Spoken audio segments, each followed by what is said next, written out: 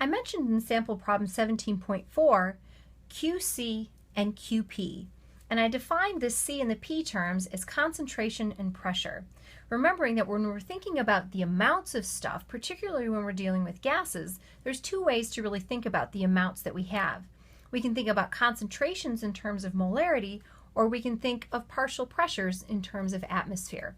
And it's important to understand that we can interconvert these terms using parts of the ideal gas law. So all this problem is really asking us is to interconvert the equilibrium constant for this reaction that's given as Kp into Kc. So here's the equation that we'll use to do that.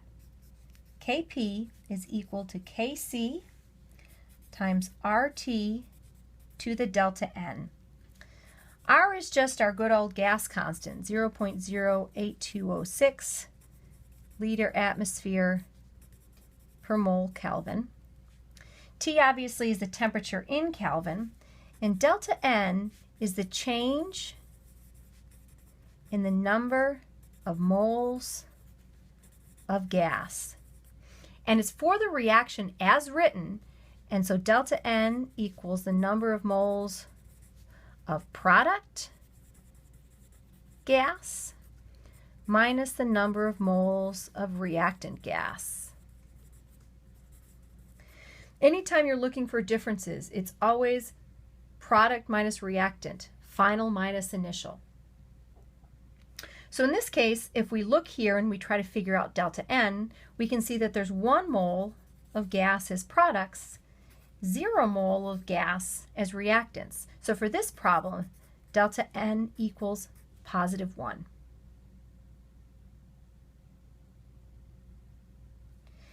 This problem actually gives us Kp, and we need to calculate Kc. So another version of this, and make sure algebraically this makes sense to you.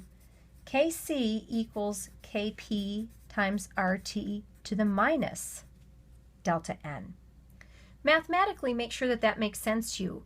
The next 3 chapters are going to have a lot of algebra, and you want algebra to be something that comes fairly easy to you. All right, so Kc equals 2.1 times 10 to the minus 4th times 0.08206 liter atmosphere per mole Kelvin. Multiply that by 1,000 Kelvin.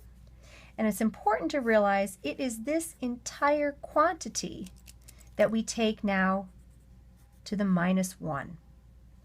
And even though delta N was 1, the equation that we need to use has minus delta N. So take a minute and just look at this and make sure you see the different parts. Kp was given to us. R and T are the gas constant and then the temperature that's given to us. This entire quantity has to be raised to the minus delta N. Again, make sure your calculator is able to give you the right answer for this problem. It's 2.6 times 10 to the -6th. Notice that there are no units for equilibrium constants. That's very different from what we learned for rate constants in our last chapter.